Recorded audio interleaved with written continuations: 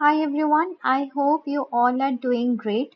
So today we are going to discuss some important questions of BEGS 185 जो कि आपके जून examination के लिए बहुत ही ज़्यादा इम्पोर्टेंट होने वाला है। अगर आपने अभी तक गेस्ट पेपर परचेस नहीं किया है तो डिस्क्रिप्शन बॉक्स में हमारे वेबसाइट का लिंक दिया गया है shop.hindustanknowledge.com। उस पर क्लिक करके आप गेस्ट पेपर परचेस कर सकते हो। यहाँ पर आकर आपका जो भी सब्जेक्ट कोड है, फॉर एग्जाम्पल BEGS 185, इस पे क्लिक करके आप बाय नाउ कर सकते हो। आपका जो भी क्वेरीज है डिस्क्रिप्शन बॉक्स में हमारा व्हाट्सअप नंबर दिया गया है, आप उस पर कॉल भी कर सकते हो, व्हाट्सअप भी कर सकते हो। ठीक है, तो आज हम लोग इंग्लिश लैंग्वेज टीचिंग के ऊपर बात करेंगे। ठीक है, एक लैंग्वेज टीचिंग या फिर लर्निंग के लिए हम इंटरनेट का हेल्प लेते हैं। इंटरनेट जो भी टूल्स एंड सर्विसेज प्रोवाइड करता है हमें, उसके थ्रू हम लोग एक लैंग्वेज को सीखते सिखाते। तो उसके ऊपर हम बात करेंगे। नेक्स्ट हम बात करेंगे लैंग्वेज रजिस्टर के बारे में। लैंग्वेज रजिस्टर क्या होता है? लैंग्वेज रजिस्टर लोग जैसे बात करते, जिस लैंग्वेज में बात करते, वो डिपेंड करता है सिचुएशन के ऊपर, पर्पस के ऊपर, ऑडियंस के ऊपर, किसके साथ बात कर रहे, कौन से सिचुएशन में बात कर रहे। अगर सिचुएशन अगर सीरियस है, अगर ऑफिस में है, ऑफिशियल कुछ है, तो फिर हमें फॉर्मली बात करना है।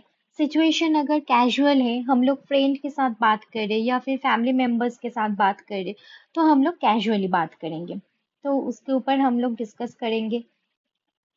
देन हम लोग बात करेंगे लर्नर फैक्टर्स के बारे में। स्कूल में जो लर्निंग होता है वो सबके लिए सेम नहीं होता है। कुछ स्टूडेंट जल्दी सीख जाते हैं, कुछ स्टूडेंट थोड़ा सा टाइम लेते हैं।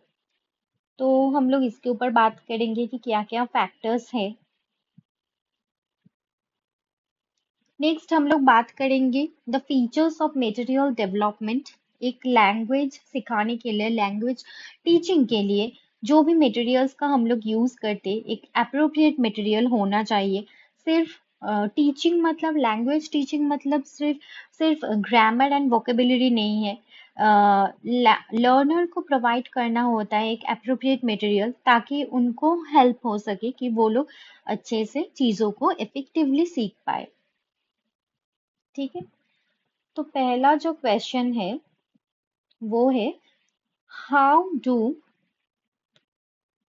How do tools and services on the internet facilitate language teaching?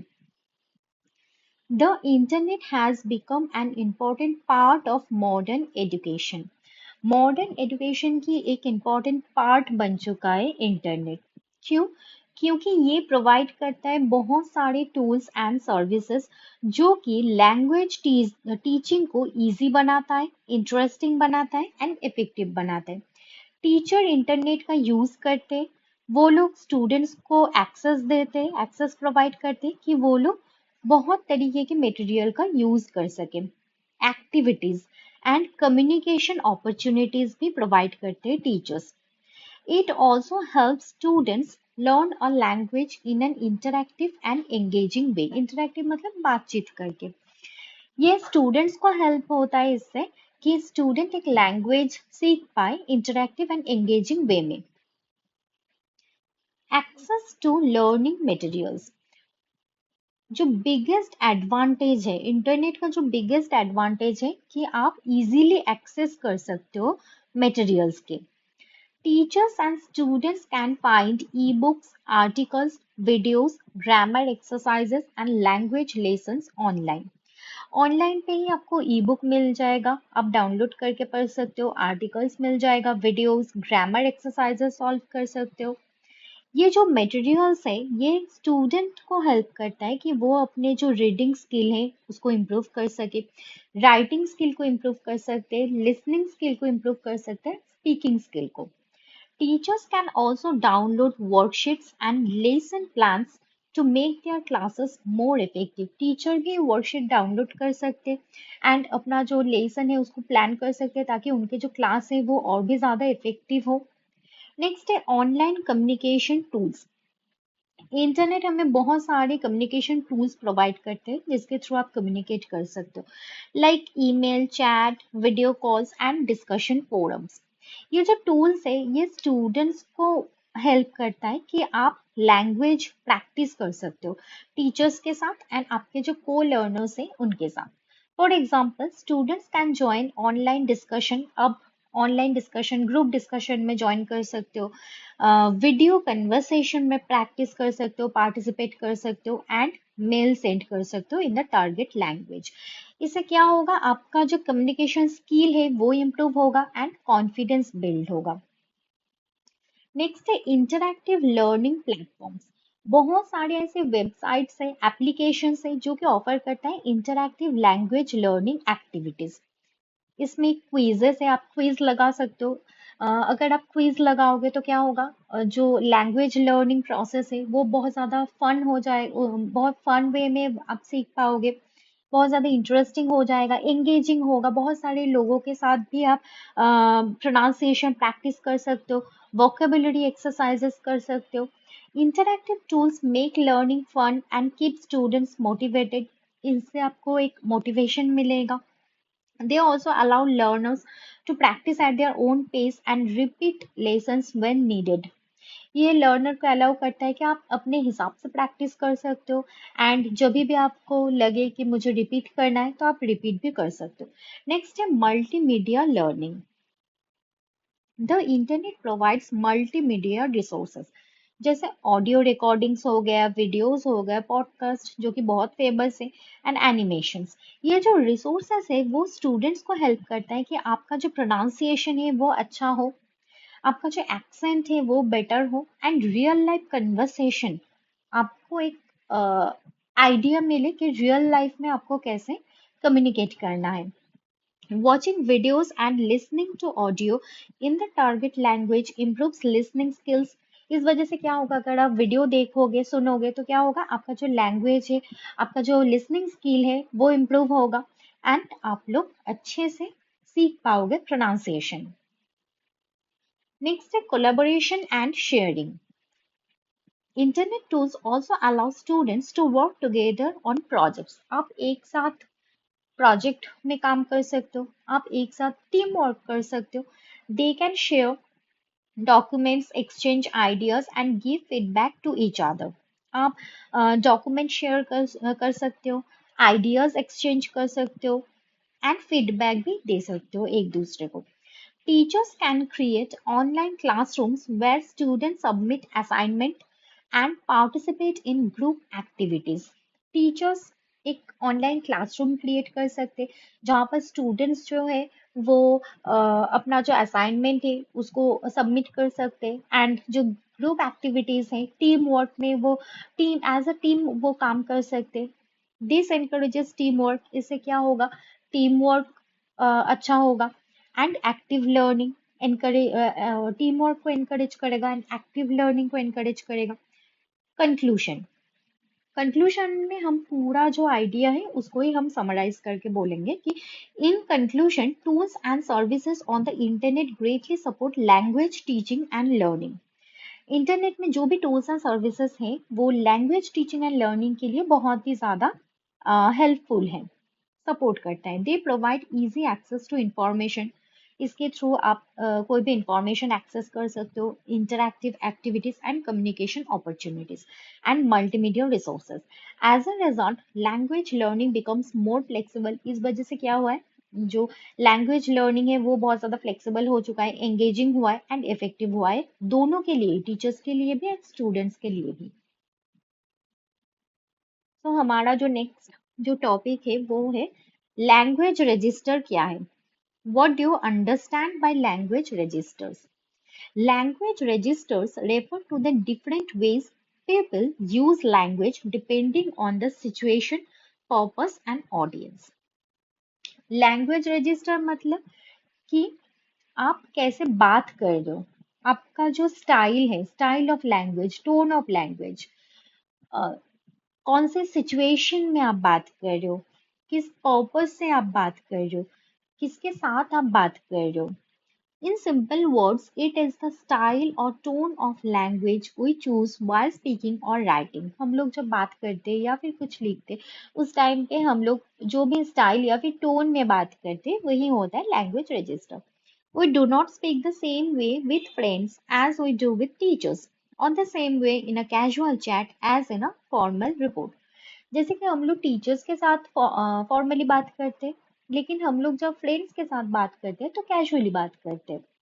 Language registers help us communicate effectively according to the context. Language register जो है वो हमें इफेक्टिवली कम्युनिकेशन के लिए बहुत ज़्यादा हेल्प करता है. लैंग्वेज रजिस्टर की कुछ टाइप्स है, टाइप्स ऑफ लैंग्वेज रजिस्टर्स. जो फर्स्ट जो टाइप है वो है formal register. This type of language is used in serious और ऑफिशियल सिचुएशन. अगर कुछ सीरियस अगर सिचुएशन है तो फिर हम फॉर्मल रजिस्टर का यूज करते हैं. ये जो होता है वो पोलाइट होता है. फॉर्मली हम पोलाइटली बात करते हैं. करेक्ट एंड जो ग्रामर रूल्स है वो स्ट्रिक्टली फॉलो होता है. You will find formal language in speeches, जैसे कि पॉलिटिशियन जब स्पीच देते, सीएम पीएम प्रेसिडेंट जब स्पीच देते तो वो फॉर्मली होता है. ठीक है, पोलाइट होता है, ग्रामर रूल्स फॉलो करते. Business letter, official reports and academic writing, जो भी आप पेपर लिख रहे हो, कुछ आर्टिकल लिख रहे हो, तो वो फॉर्मल लैंग्वेज का यूज होगा. फॉर्मली हम लोग बात करेंगे I would like to request. यहाँ पर एग्जाम्पल दिया गया है. तो फॉर्मली हम लोग बोलेंगे I would like to request your permission to attend the seminar. तो यहाँ पर ये परमिशन मांग रहा है. ठीक है, I am asking for your approval. ठीक है, रिक्वेस्ट कर रहा है. लेकिन इनफॉर्मल वे में जब बोलेंगे तब बोलेंगे can I go to the seminar. I will not ask for your permission, for your approval, in informal way. Next जो टाइप है वो है इनफॉर्मल रजिस्टर.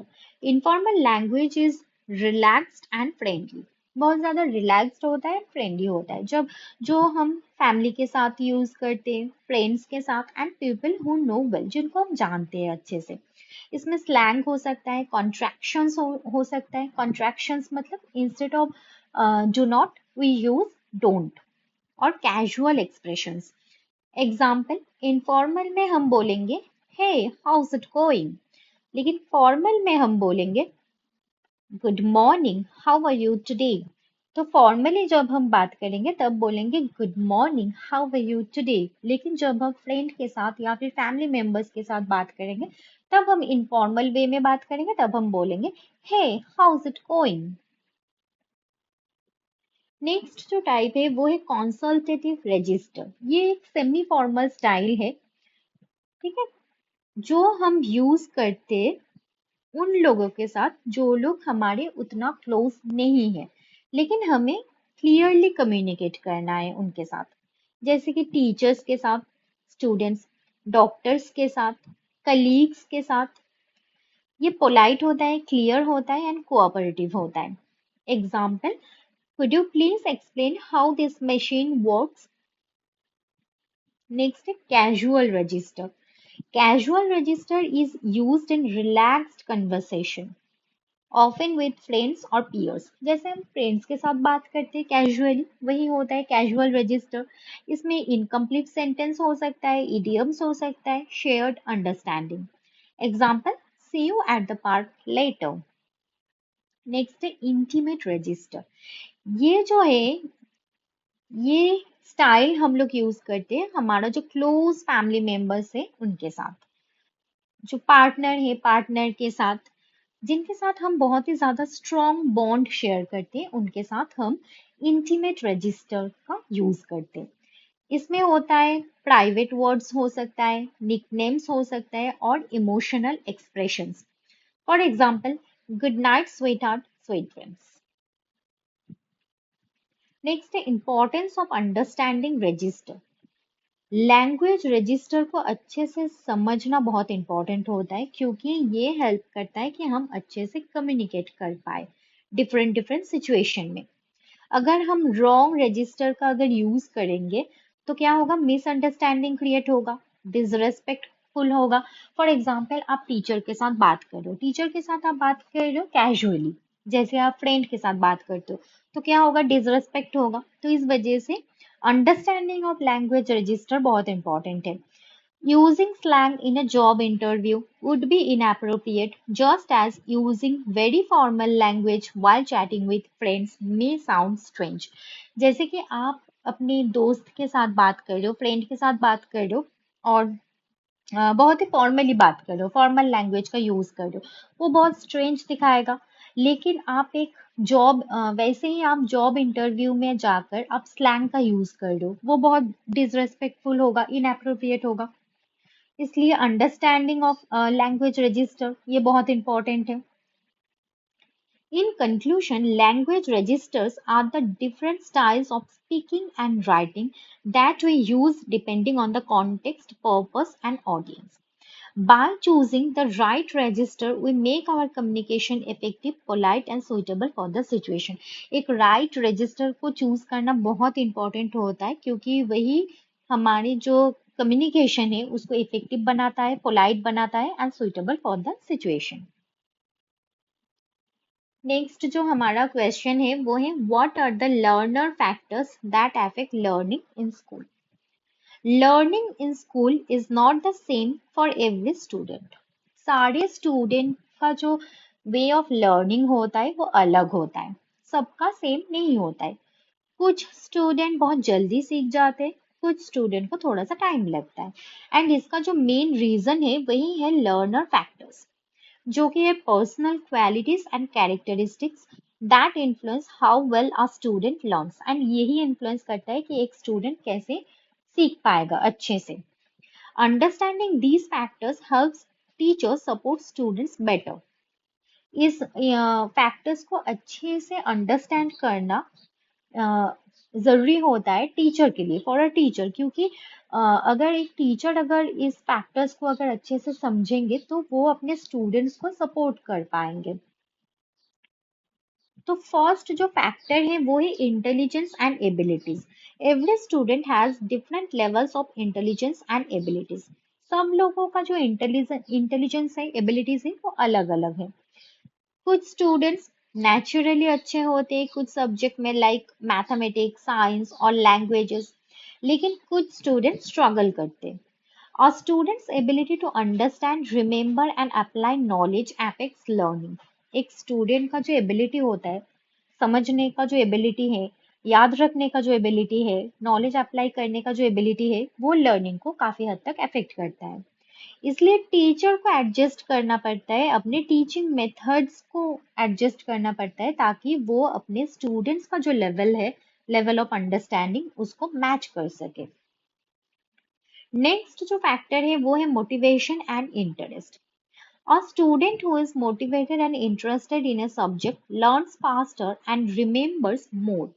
एक स्टूडेंट अगर मोटिवेटेड है, इंटरेस्टेड है एक सब्जेक्ट में, अगर उसको अगर इंटरेस्ट है, तो क्या होगा, लर्निंग जो है वो फास्टर हो जाएगा, वो अच्छे से याद रख पाएगा, ज्यादा दिन तक याद रख पाएगा। तो मोटिवेशन जो है वो आता है कि क्यूरियोसिटी से, आप कितना क्यूरियस हो जानने के लिए, आपको कितना इच्छा है सक्सेसफुल बनने का। जो एनकरेजमेंट है, आपको कितना एनकरेज करते हैं आपके टीचर्स, पेरेंट्स, क्योंकि टीचर्स और पेरेंट्स ही हमें मोटिवेट करते हैं। If a student lakhs interest in a subject, learning becomes difficult. अगर आपका अगर इंटरेस्ट नहीं है एक सब्जेक्ट में, तो लर्निंग क्या होगा, डिफिकल्ट हो जाएगा, आप उस सब्जेक्ट में अच्छे स्कोर नहीं कर पाओगे। Teachers can make learning more engaging by using interesting examples, activities, and practical applications. Teacher जो लर्निंग है, लर्निंग प्रोसेस है, उसको मोर एंगेजिंग बना सकते हैं, एंगेजिंग बना सकते हैं, इंटरेस्टिंग एग्जाम्पल का यूज कर सकते हैं, एक्टिविटीज के थ्रू वो इंटरेस्टिंग बना सकते हैं, एंगेजिंग बना सकते हैं, प्रैक्टिकल एप्लीकेशंस के थ्रू वो एंगेजिंग बना सकते हैं। नेक्स्ट जो फैक्टर है वो है attention and concentration. Learning requires focus. आपको फोकस होना पड़ेगा, फोकस्ड होना पड़ेगा, ठीक है। अगर आप अच्छे से कंसंट्रेट नहीं करोगे तो क्या होगा, आप अगर डिस्ट्रैक्टेड हो जाओगे तो आप नहीं सीख पाओगे, learning will be difficult for you. तो इसलिए students who can concentrate well on lessons, task and activities tend to learn better. On the other hand, students who get easily distracted, क्या होगा उससे? आप important जो information है वो miss कर दोगे and struggle to keep up. Creating a classroom environment that is free from distractions and encouraging students to stay focused can improve learning outcomes. एक क्लासरूम एनवायरनमेंट क्रिएट करना है जो कि डिस्ट्रैक्शन फ्री होगा। क्लासरूम में अगर डिस्ट्रैक्शन है, सब लोग बहुत जोर जोर से बात कर रहे हैं, सब लोग गाना गा रहे हैं, तो क्या होगा? डिस्ट्रैक्टेड हो जाओगे, आप अच्छे से पढ़ नहीं पाओगे।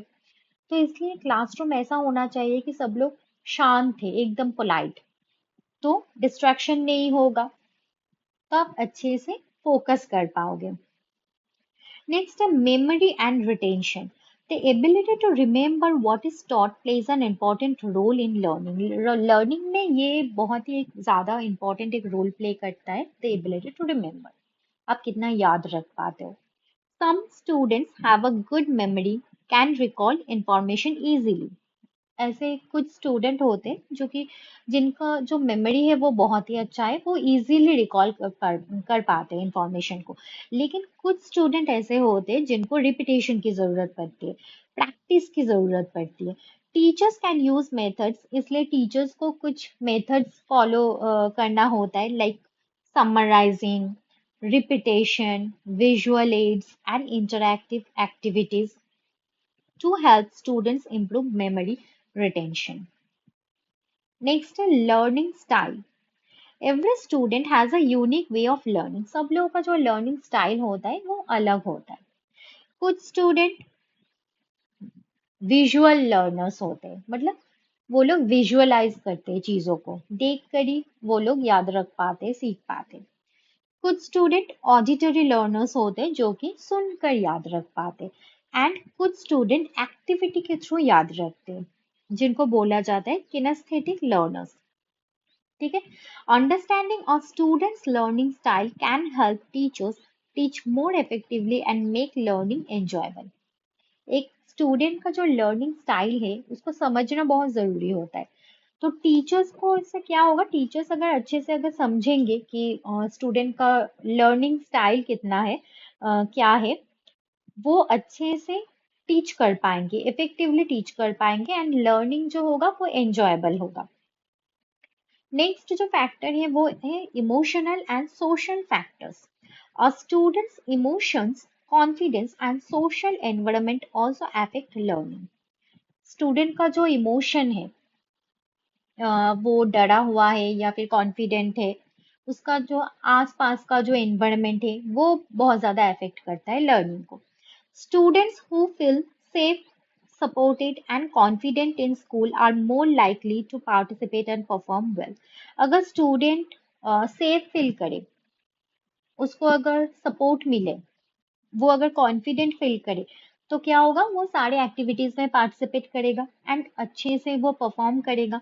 लेकिन अगर उसमें अगर फियर है, वो डर रहा है, एंजाइटी है, पीयर प्रेशर है, लर्निंग क्या होगा? डिफिकल्ट हो जाएगा। इसलिए टीचर को क्रिएट करना है एक positive and encouraging classroom atmosphere, ताकि स्टूडेंट को एक सपोर्ट मिले, इमोशनल एक सपोर्ट मिले।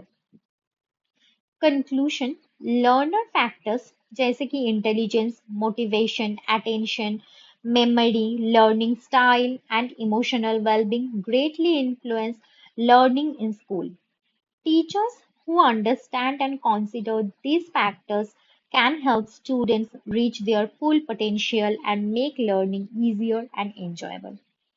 कुछ जैसे ये जो लर्नर फैक्टर्स है, intelligence, motivation, attention, memory, learning style, emotional wellbeing, ये इन्फ्लुएंस करता है लर्निंग को।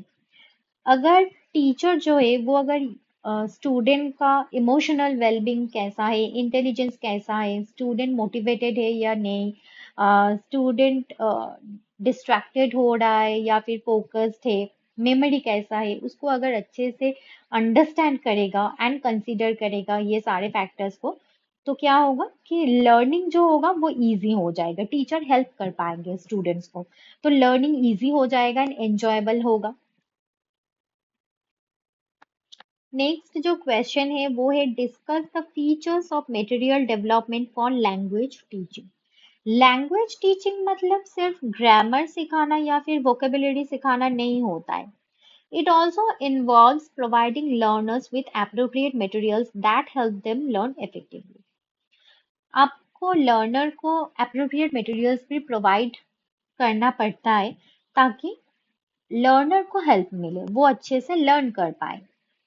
Material development plays a very important role in language learning because the right materials can make learning easier, interesting and meaningful.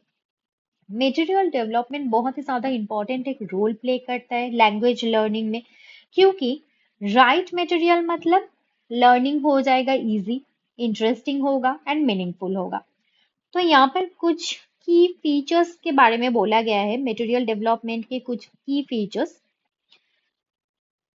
तो पहला जो feature है वो है relevance to learners needs. The materials should match the learners age, level and interest. Material जो है तो वो लर्नर की एज के हिसाब से होना चाहिए, लेवल के हिसाब से होना चाहिए एंड लर्नर का जो पॉइंट ऑफ इंटरेस्ट है, लर्नर का जो इंटरेस्ट है उस हिसाब से होना चाहिए। फॉर एग्जाम्पल जो यंग लर्नर्स होते हैं वो एंजॉय करते हैं stories, games and songs, while जो एडल्ट्स होते हैं वो प्रेफर करते हैं न्यूज़पेपर आर्टिकल्स, डायलॉग्स और practical conversation. Materials that are relevant to learners' real life situations make learning more meaningful and help them use the language outside the classroom. अगर materials जो है वो अगर learner की real life situation से relevant करता है तो इससे क्या होगा कि learning जो है वो बहुत ज़्यादा meaningful हो जाएगा and learner को help होगा कि वो जो language है वो classroom के बाहर भी use कर सकते हैं। तो इसलिए रियल लाइफ सिचुएशन पे बेस होना बहुत जरूरी है। नेक्स्ट जो फीचर है वो है clarity and simplicity. Language teaching materials should be simple and easy to understand. Language teaching जो मटेरियल्स होता है वो सिंपल होना चाहिए, उसका जो लैंग्वेज है वो सिंपल होना चाहिए एंड इजी टू अंडरस्टैंड होना चाहिए ताकि लर्नर अच्छे से समझ पाए। The instructions, examples and exercises must be clear so that learners do not get confused. जो इंस्ट्रक्शंस है, एग्जाम्पल्स है एंड एक्सरसाइज है वो क्लियर होना चाहिए ताकि लर्नर्स कंफ्यूज्ड ना हो। सिंपल लैंग्वेज का यूज करना है, पिक्चर्स यूज कर सकते हो, charts and diagrams can make the content easier to understand.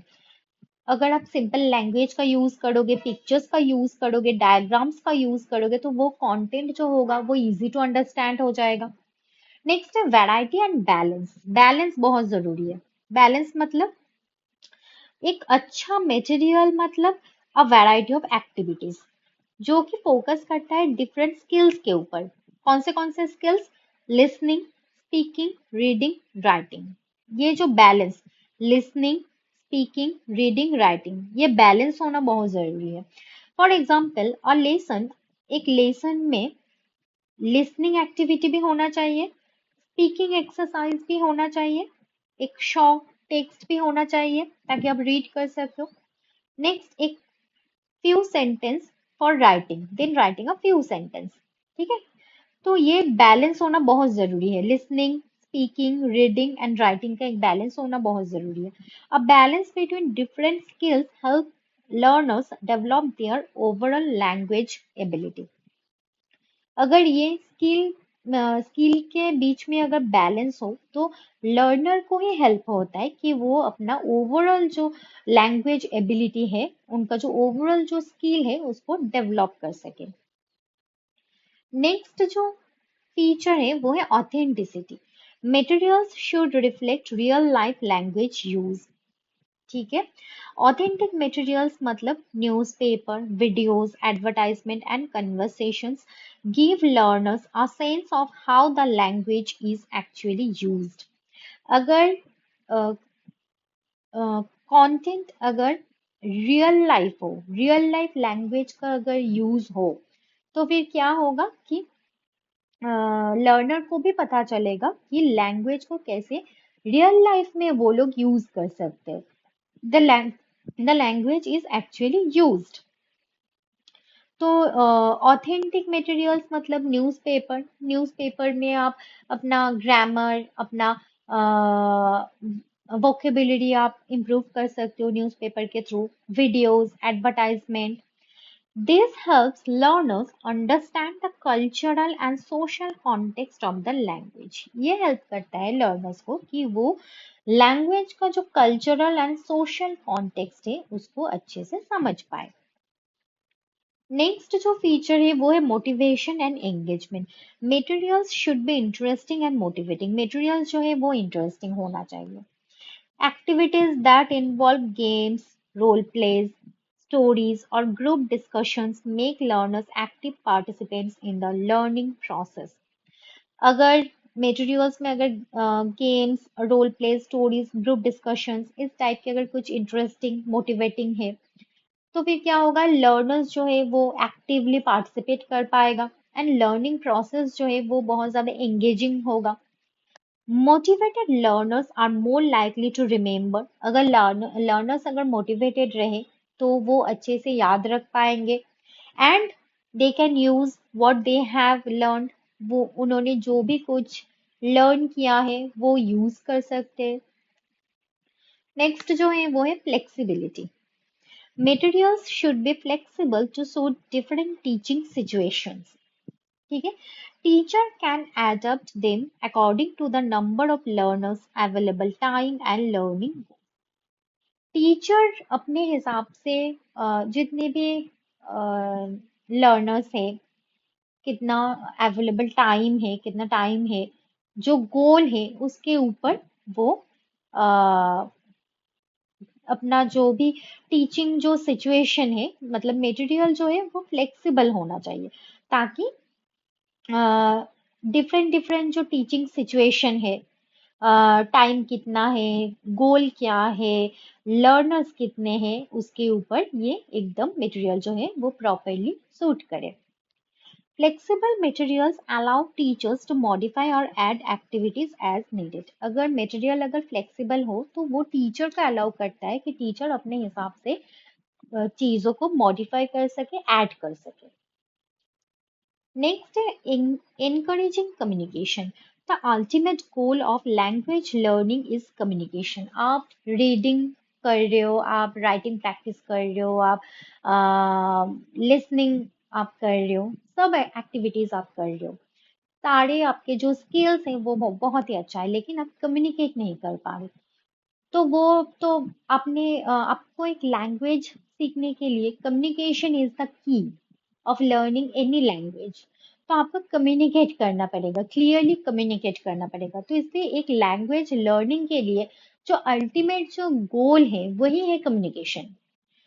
इसलिए materials should encourage learners to speak, listen, read and write in real life situations.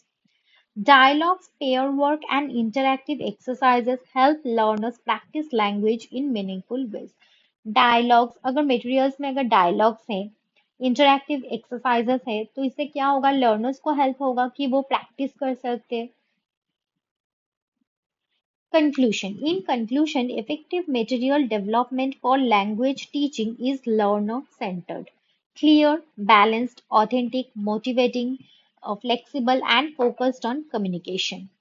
जो इफेक्टिव जो मटेरियल डेवलपमेंट है फॉर लैंग्वेज टीचिंग वो होता है कम्प्लीटली लर्नर सेंटर्ड. मतलब learner की as के हिसाब से, लर्नर की लेवल के हिसाब से, लर्नर की इंटरेस्ट के हिसाब से, लर्नर की इंटरेस्ट के हिसाब से, मतलब क्लियर होना चाहिए, सिंपल लैंग्वेज का यूज होना चाहिए, बैलेंस्ड होना चाहिए, ऑथेंटिकेट होना चाहिए, फ्लेक्सिबल होना चाहिए, कम्युनिकेशन पे फोकस करना चाहिए. When these features are carefully considered, जब ये सारा जो features है वो consider हो जाए तो टीचिंग क्या होगा, teaching becomes more effective. Teaching बहुत ही ज्यादा इफेक्टिव हो जाता है एंड लर्नर्स भी एंजॉय करते हैं प्रोसेस को of learning a new language. एक नया लैंग्वेज सीखने का जो प्रोसेस है उसको लर्नर्स भी एंजॉय करते हैं. So that's it for today guys. आज के लिए इतना ही. मिलते हैं नेक्स्ट वीडियो में, तब तक के लिए बाय बाय.